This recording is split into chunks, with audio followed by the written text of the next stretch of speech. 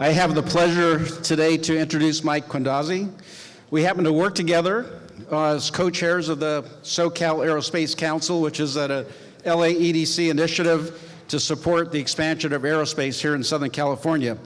And that includes both aerospace, defense, and space programs.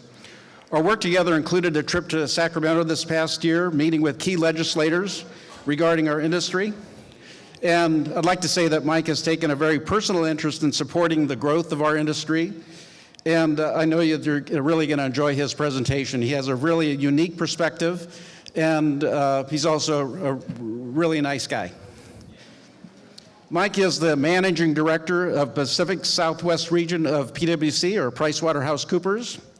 He has 25 years of management and consulting experience, leading teams consulting global companies to provide insights on trends and innovation. He is responsible for growing revenue for a $650 million business unit within PwC and developing innovative approaches to solving complex business issues. He's a frequent speaker on the PwC's global megatrends, so he's going to have some real neat perspectives from that, influencing businesses, emerging technologies, and society alike. In his role, he has a very unique view of those game-changing trends that are presenting new opportunities and challenges. He works with organizations to understand these emerging trends and the implications of their businesses. Recently, Mike and his team worked closely with the Los Angeles Economic Development Corporation, or LAEDC, as well as the San Diego Regional Economic Development Corporation on the changing face in aerospace in Southern California. His firm, Mike especially, provided a copy, and again, I want to make sure you have the right copy in front of you. This is really a breakthrough publication. It really demonstrates how strong we are here in Southern California, and I think we may have taken for granted this great energy and the resources we have here in Southern California. But this particular study really highlights, I hope you take the time to really read through that, and Mike again is going to be providing some insight, his personal insights on this. Today, leading commercial techniques are moving into the aerospace market. We heard some of that earlier today. Engineers and innovators are pushing boundaries of the industry, now no longer focused on avionics alone, but also introducing increasingly complex systems of communication, autonomy, advanced manufacturing processes, robotics, cybersecurity, and artificial intelligence. And throughout the day, we have been addressing, you'll hear more about this later on today, we've been addressing these particular key issues. Mike is active in his local community, and his team oversees PwC's local community service efforts with a focus on youth education. Again, one of the things that Kevin Mitchell had mentioned today about connecting and communicating with our local community, the education, especially around our industry. It's important to engage them in on a real young age. He is also active with the LAEDC's Board of Governors, and again, I mentioned earlier, he co-chairs with me the SoCal Aerospace Council, and he has a very passion for economic development. Mike holds a BA from Montclair State University, where he graduated with the highest honors, summa cum laude, and was granted honorary membership from Phi Kappa Phi honor. And he does all of this while raising 3 boys, including a young baby, with his wife here in Southern California. So please join me in giving Mike a warm welcome to his presentation today. This report was an initiative that was kicked off by the LAEDC. They formed a partnership with the San Diego EDC, and they asked PwC to come in and provide a little perspective on where the industry is heading. So really there's 3 components to it. One is the pure economic research that's in here around the jobs and the trade.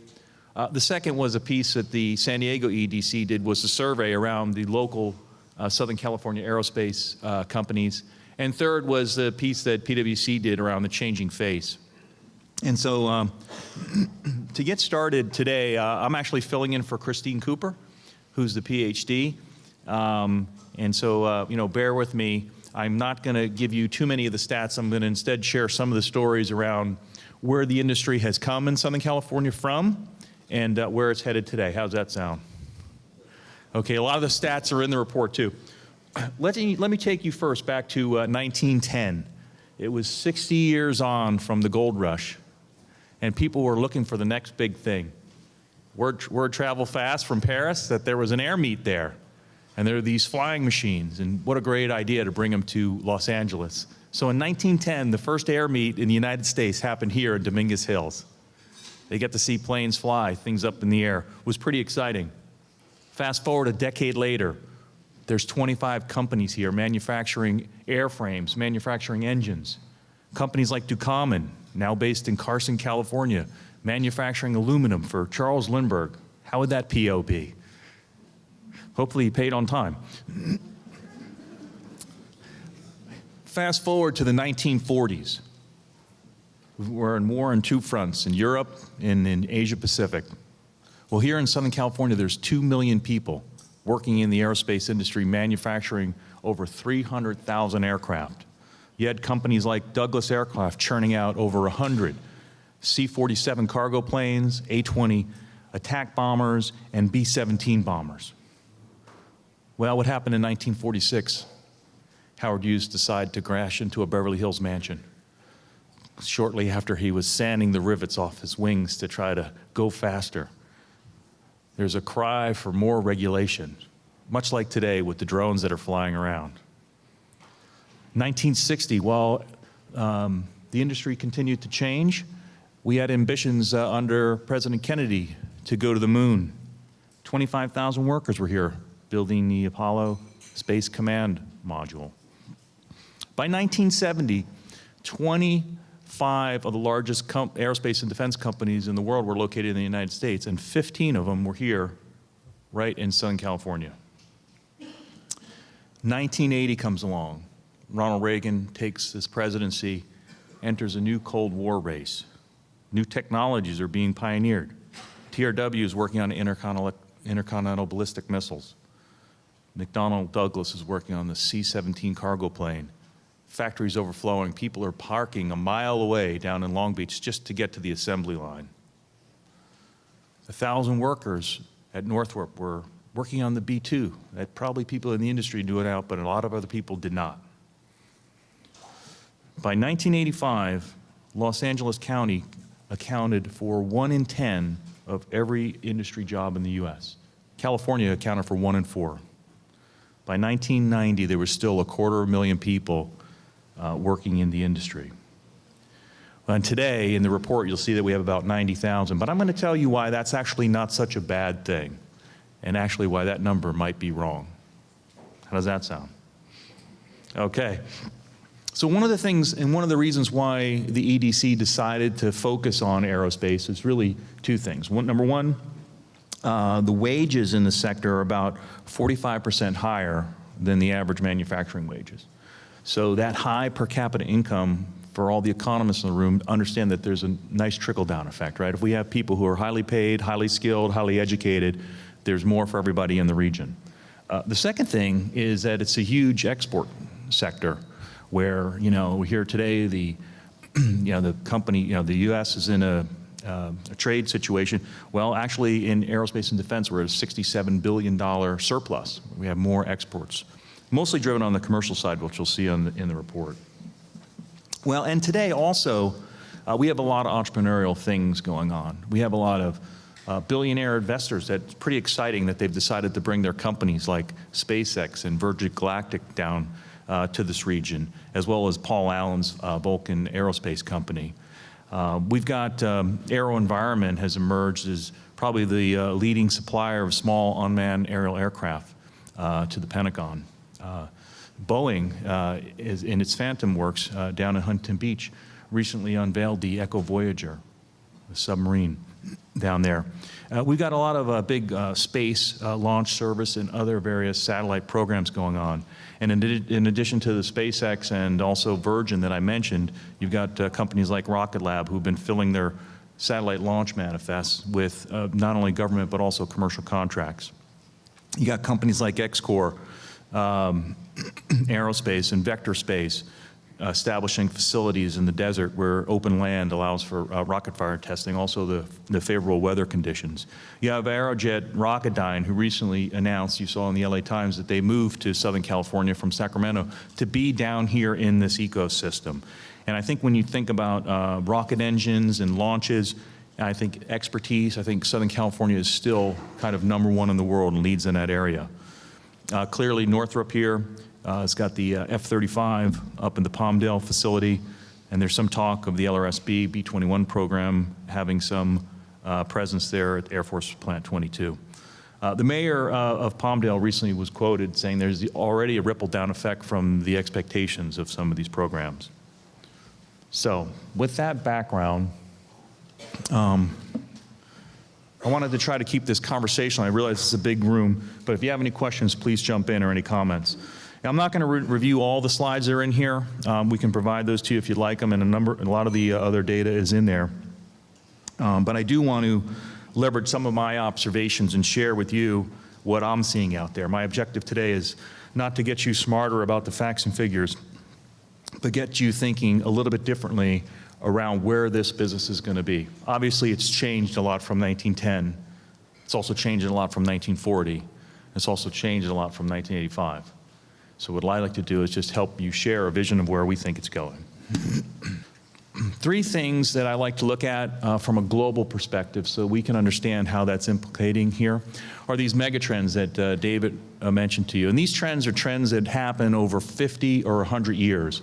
So in a lot of the ways, they're trends that are irrefutable, that they've happened, they are happening, and statistically proven that they are going to happen. I'll focus just on 3 real quick so we don't get too far off the subject. But number 1, people are changing. How are we changing? In some simple ways. We're getting older, we're getting more educated, we're having less children, we're getting more diverse, and women are more powerful. In terms of the education, by the mid-20s, India and China will have college graduate workforces larger than the United States' entire workforce. We've got more engineers, we've got more competition, we've got more global demand for air travel, we've got more people with more money. Recently, the Huron report publicized the billionaires in China, the number of them, and they already exceed the Western world. If you take a look at Asia Pacific for the first time in over 600 years, the middle class in Asia Pacific is larger of that than in the United States and in Europe combined. You see this coming online with more engineers coming from overseas, also for this demand for commercial aircraft. The second thing is money is changing. Economic power is shifting. For the last 20 or 30 years, the emerging 7 countries have gone from really just being a speck on the map to closely approaching the G7 countries. By 2030, the emerging countries will be equal or larger than the traditional G7 countries. So you think of the G7 are really just the US, the UK, Italy, Japan, France, Canada, compared to Brazil, Russia, India, China, Indonesia, Turkey, and Mexico. By 2050, you'll see that companies like Nigeria and Indonesia will overtake the US in pure population size, and India will be the largest and one of the youngest countries in the world with 1.7 billion people. So what does that all mean? Well, we've got to get smarter, we've got to be more efficient about what we do, and technology continues to be a part of that, and that'll be a focus of my conversation here. If you think back to the 60s when we started talking about the Apollo mission, this will be a quiz question. In 1961, what did it cost for a gigaflop of computing power? Can anybody answer that question? 1961, the cost of a gigaflop of computing power. $5 million. Anybody else? $1 billion. Okay, the stat is $1.1 trillion.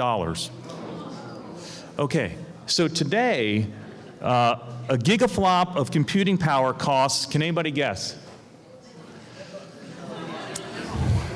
Hey, you probably all have enough change in your pocket. It's 8 cents. Okay. When you take a look at storage, a terabyte of storage in 1964, how much did that cost?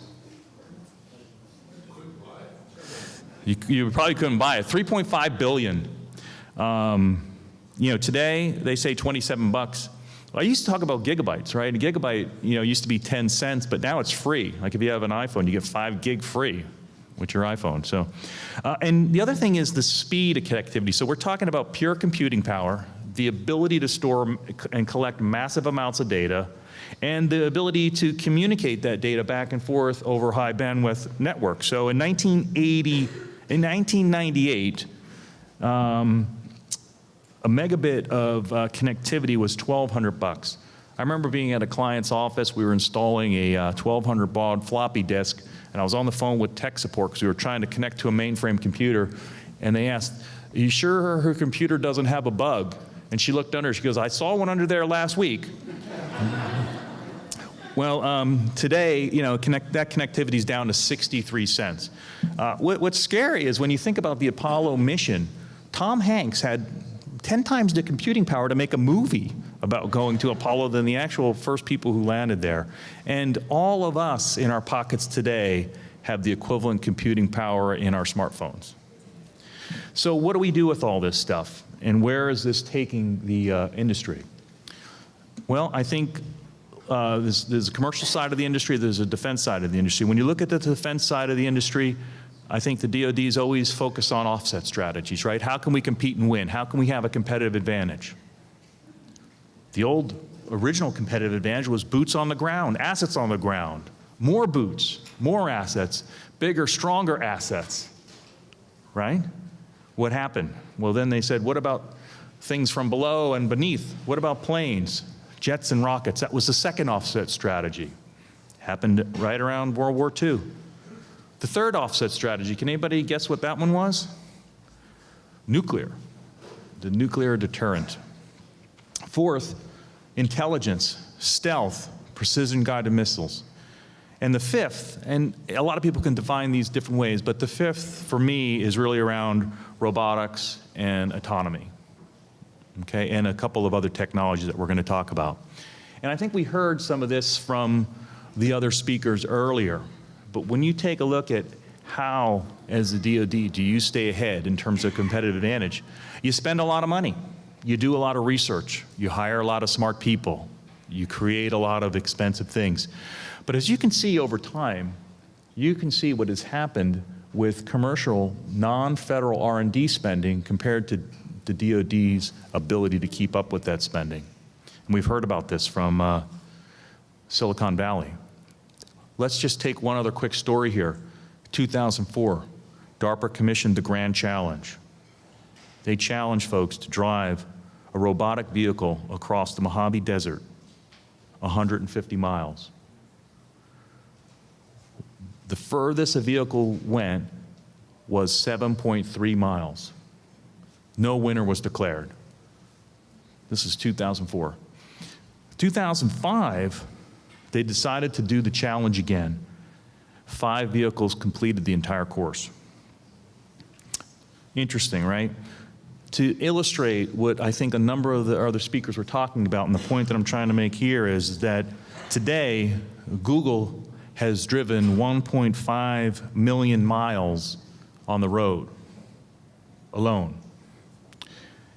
Additionally, they drive 3,000 miles a day in the cloud in their simulated driving, and they're learning every day. And there's another 14 companies that are already permitted to drive autonomous vehicles on the road in California today.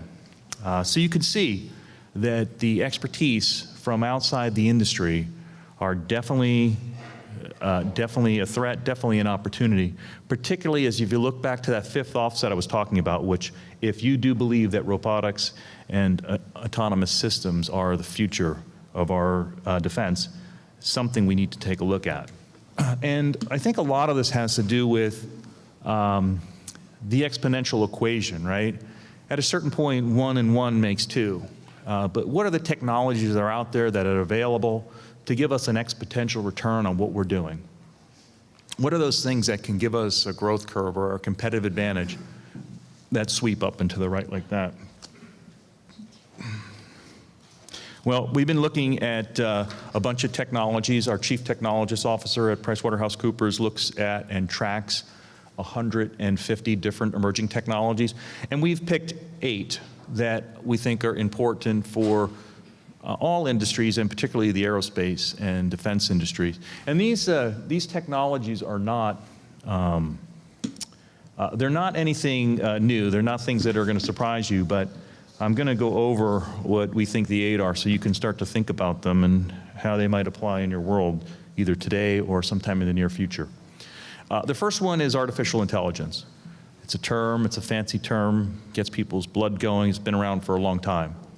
So why now? Why artificial intelligence? Well, I think when it started, you remember the cost of computing and the advancement of software development, it was a long way away in what they could do. Plus, I think when they started on artificial intelligence, they started to think, well, let's answer every question in the world.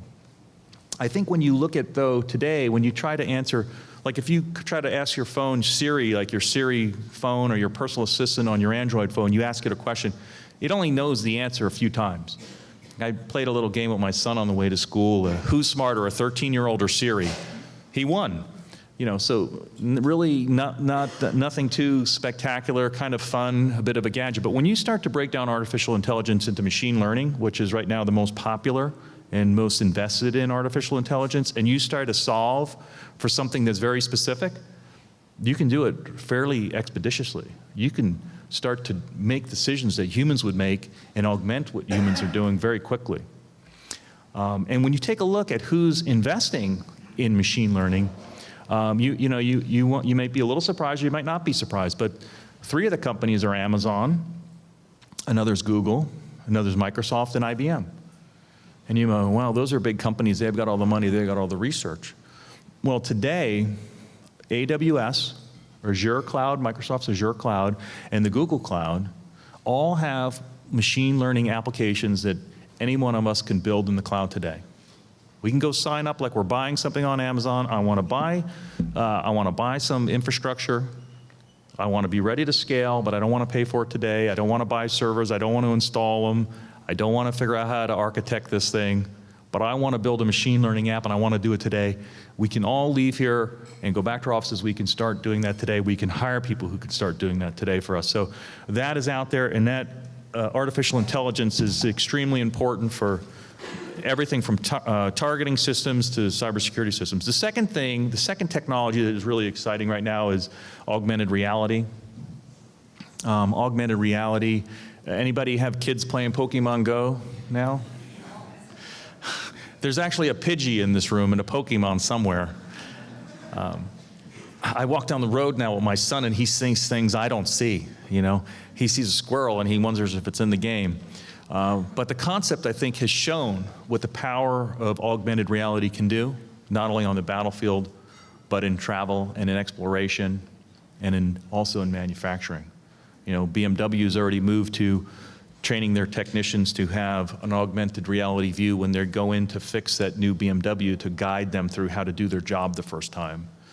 You know, still expensive, still a bit clumsy, but when you see the cost of computing, you see the cost of storage, you see the cost of connectivity coming down, you see the utility scale computing that you can get, you see that these technologies are coming alive. The third one, obviously, with all this exciting stuff that I'm talking about, is the rise of the need for intense cybersecurity. I know we're going to hear more about that later as well. But just this year alone, the Department of Homeland Security has got a $1 billion bet on 8 emerging technologies that are all in the private sector that they'd like to see them commercialize. The fourth one is drones, right? Drones. We recently did a study out of our office in Poland, and we found 8 industries. We believe it's a $127 billion opportunity for drones on the commercial side. Defense side is another story. Obviously, if you look at the orders the DoD has placed for drones over the last 10 years, you'll see a fairly exponential sweep of ordering there. And clearly we've got a lot of drones being manufactured here with the Triton and the Predator, and also some of the smaller drones that we mentioned from AeroVironment. So some exciting stuff there. We've also got companies that are getting involved in geofencing here, right? Which is, talked a little bit about Howard Hughes and crashing into the Beverly Hills mansion. When we were up in Sacramento, one of the legislators, and he was an old Air Force guy, looked at us and he says, "I love these drones, but God damn, if I'm letting one of those fly through my window, I got voters out there to worry about, But we've got technology right here in Southern California to help with some geofencing to keep those drones flying where they need to fly. Clearly, the FAA has been involved in getting the registrations out there, and a maturing industry which we will continue to see grow. The sixth one is cloud and big data. And when you think about the power of the cloud, and you think about these exponential technologies, and you think about us, where we're talking about how people have changed, right? Back in 1800s, during the gold rush, 5% of the world's population lived in urban areas. Today, over 50% live in urban areas, and no longer do we need to make our own campfires. We call up the utility and we get a hookup, and we get our water, we get our power. It's the same with your computing power today. And that ability to move to the cloud is amazing. I mean, you think the DoD's got the military cloud. I don't know if you've seen it. It's pretty amazing the security they have there. Definitely needs cybersecurity, but it is there. And then the big data, the amount of data that you can get out and you can collect from sensors today is amazing. I just ordered a spectrometer, which showed up at my house in a package about this big. Back in 1945, a spectrometer would have taken up this entire room. I paid $150 for it, but they project that within the next 5 to 10 years, for a spectrometer sensor, it's $5 will be the bill of material. So what could you do with that, with the combination of the cloud and augmented reality and doing space exploration? The Internet of Things, I think, is the seventh one. Robotics is the eighth. And robotics is a little different than autonomous systems, but they're definitely incorporated there. And then last but not least is 3D printing. And 3D printing, I think, for a lot of people is a pipe dream. They don't get it. It doesn't work. It's very expensive. So you start to look at what applications does it serve now. Clearly prototyping. Parts that are highly engineered to order, that are complex, that need to be made in a rapid time frame, that are too expensive to kind of keep on the shelf. You start to think of all the parts that need to be at all the airports around the world to keep the airplanes running. Like, why have all the parts there? If you've got a parts catalog of 1 million parts, why not just print the ones you need when you need them at the airport at the right time? That's an exponential return. And obviously, a lot of you have seen the space, the story with space and the space station and NASA printing their tools up there. Less weight. They don't have to carry as many supplies up there. They don't know exactly what they're going to need. But having that access, having that connectivity, having that ability to 3D print a tool, to do something is pretty interesting. If you think to the Martian, maybe he could have did it better with a saw blade rather than that drill when he drilled out the roof and had to jump on top of it. But those opportunities are there. Okay. In the report, we've got a lot of these pieces here. I talked a little bit about the exports, which I think are interesting, and the payroll. What I want to jump to now, I can't tell what slide number I'm on. I think in your packets there's a little thing, and I wanted to talk a little bit about the employment picture here. There's a one-page handout that we produced. I think it looks something like this. Okay. And one of the things, when the report came out, or when we did the jobs count in the report, we looked at the industry codes. We looked at the NACE codes, and we wanted to see, although some of the bigger primes may have moved their headquarters, and politicians believe that aerospace and defense had gone from our region, and probably many of you felt that way or do feel that way as well. When we saw the jobs number due to the NACE codes at like 80, 90,000, we were a little depressed. So what I did is I went out onto LinkedIn. How many of you are on LinkedIn here, just by show of hands? Okay, anybody not on LinkedIn? Okay, almost every, okay, a few people. So we have a pretty good representation of people who are on LinkedIn. Actually, I found some stiction welders out on LinkedIn. Some people said, well, welders aren't going to be on there. I actually found some stiction welders out there. I know probably SpaceX is looking for a few of them as well. But what we found was that there was actually 161 people in Southern California, 161,000 people in Southern California that identified themselves as working in the industry, which was nearly double the numbers that we found from the NACE codes. And then we looked at the numbers a little bit closer, and we looked at some of the top 5 employers. You know, someone said, well, you got JPL, you got about 2,500. We think there's 5,000 people there. I don't know. You know, this is where the audience can answer better than me, but we think there's maybe 5,000. So if that's true for some of the employers here, if this is lower by our percentage, I guess we could say there actually is more jobs here than the 80 or 90,000. It's 161, and it's probably higher than that because there's a few people who aren't on LinkedIn, and there's a few people just weren't coded right. And then the other thing we start to look at is, we start to look at and say, well, what about all these other things that Mike Quindazzi is talking about that are outside of the industry? What about all these things that the Department of Commerce was talking about when we have suppliers that, you know, need to work in other industries too, need to smooth out their revenue stream, right? So we do think that aerospace in defense is alive and well here. It's not what it was in the past, and it will be different in the future. But I think it's dependent on all of us to kind of change our view in terms of where it's going. So to kind of support my case here a little bit more, I'm going to go to some of the survey results. One of the points I came up with was, or that we came up with in here, and why people want to be in Southern California, is because it's always been a place of innovation. There's always been a good startup ecosystem, and there's always good access to capital, because people with money want to come to Southern California. It's a nice place to live. And so I think on this slide here, when the San Diego EDC surveyed the businesses, a lot of them were really happy with their ability to have an access to capital. So that was kind of supporting that. The other thing that I see, and I think all of you see, is I think this is the most diverse region in terms of the platforms. And when I say platforms, we got satellite here, we got rockets here, we got fixed-wing aircraft, we got helicopters, we got submarines, we got ships, we got drones. We got a little bit of everything. We got expertise everywhere. And if you take a look here, and what is it, slide 34, how satisfied were you with access to customers? Clearly, we're seeing a lot of satisfaction and then some dissatisfaction. And really, when you dig deeper there, what we found was the face of aerospace is changing. And some have figured it out, some haven't. And that's why I think we found this disparity here. But we still believe that's there and true. In terms of talent, I think you can see here there's some good talent on this little LinkedIn study I did. If you take a look at the back here, top skills of the talent pool, engineering was #1. And engineering is still going to be important going forward, maybe a different type of engineering. I think the main skill that's needed now is around this program implementation and what I would call integration, systems integration. These are complex systems, have hard parts, soft parts, all need to work together. And the whole integration and program management is really going to be big here.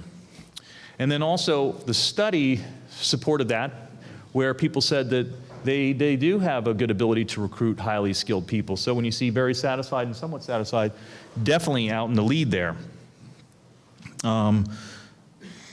My fourth point, or is this my fifth?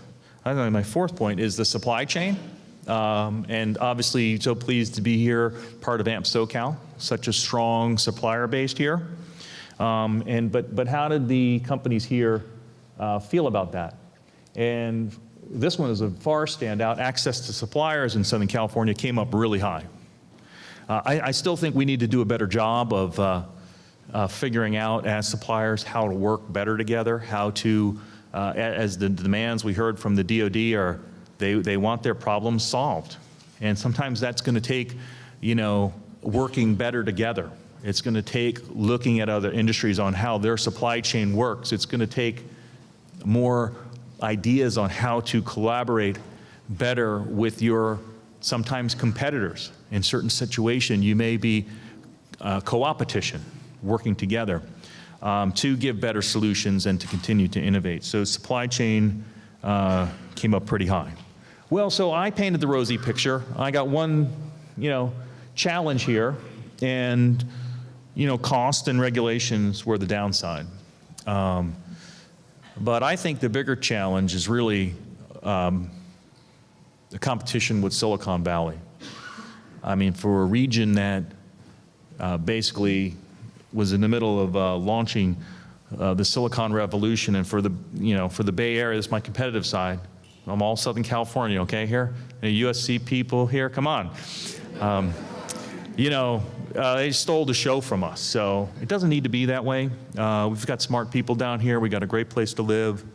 We've got a vital region, and when it comes to aerospace and defense, we are the deepest with the most experience, and we've got something to build on.